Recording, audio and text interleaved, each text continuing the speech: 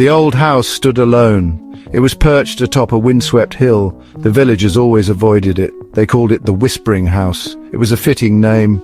Eerie whispers seemed to emanate from within. No one dared to venture near.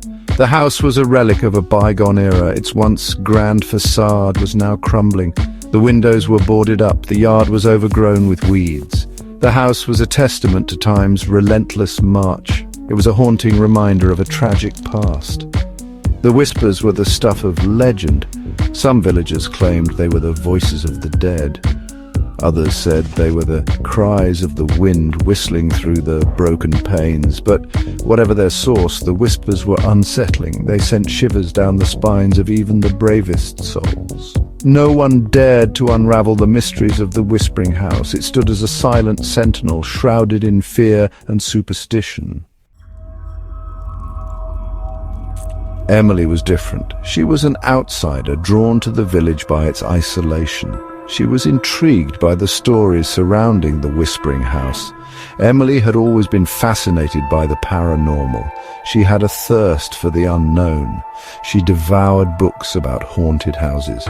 She spent countless hours watching documentaries about ghost hunters. I just can't get enough of these stories. There's something about the Whispering House that feels different. It's like it's calling out to me. Emily was captivated by the Whispering House. She was determined to uncover its secrets.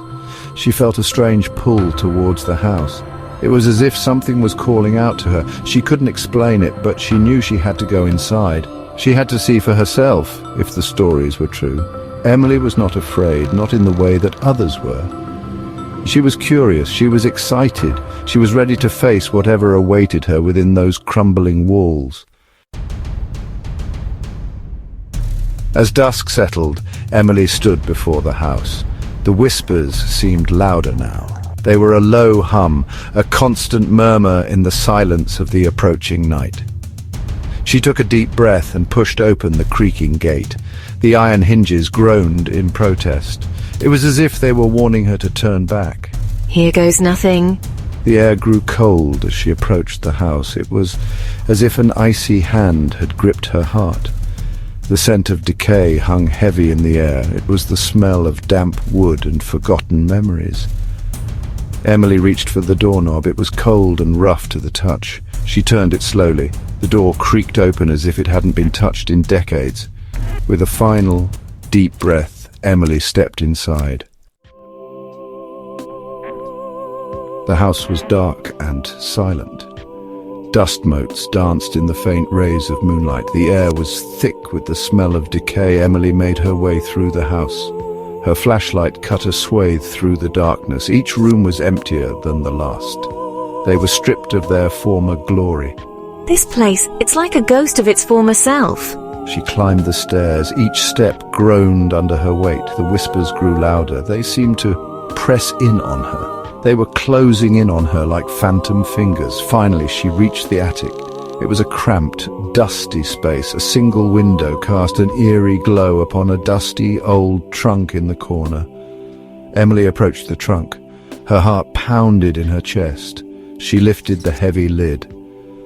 Inside, she found a dusty journal. Its leather cover was cracked and faded. The journal belonged to Margaret. She was a woman who had lived in the house many years ago. Each entry, each one was more heartbreaking than the last. Margaret wrote of her life. She wrote of her love for her husband. She wrote of his descent into madness. Margaret's husband had become consumed by paranoia. He believed that she was plotting against him. He locked me in the attic. I was trapped there. Margaret wrote of her fear. She wrote of her loneliness. He started a fire in a fit of rage, a fire that consumed the house and took his life. But Margaret was still trapped in the attic. She was unable to escape the flames. I couldn't escape. I couldn't get out. Margaret's plea was clear. Her spirit was bound to the house, seeking release from her torment. Emily closed the journal. Her heart ached for Margaret. She knew what she had to do. She had to help this trapped spirit find peace. Emily believed Margaret's spirit was tied to the house. It was bound there by her unfinished business. She needed to find Margaret's remains. She needed to give her a proper burial. Emily left the house. She contacted the local authorities. She told them about the journal. She told them about Margaret. To her surprise, they believed her. Perhaps it was the genuine fear in her eyes. Perhaps it was the weight of the evidence in her hands. Whatever the reason, they agreed to investigate. The authorities searched the property. It was just as the journal described. They discovered the charred remains of a human skeleton in the attic. It was Margaret. She had been trapped there all those years. As they sifted through the debris, they found something else. It was a small silver locket. It contained a miniature portrait of Margaret and her husband. Emily knew she had to find a way to lay Margaret's spirit to rest. She couldn't bear the thought of her being trapped in the house for eternity.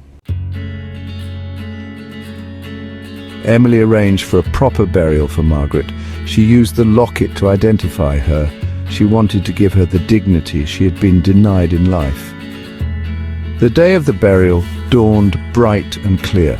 As the coffin was lowered into the ground, a strange peace settled over Emily. It was as if a weight had been lifted from her shoulders.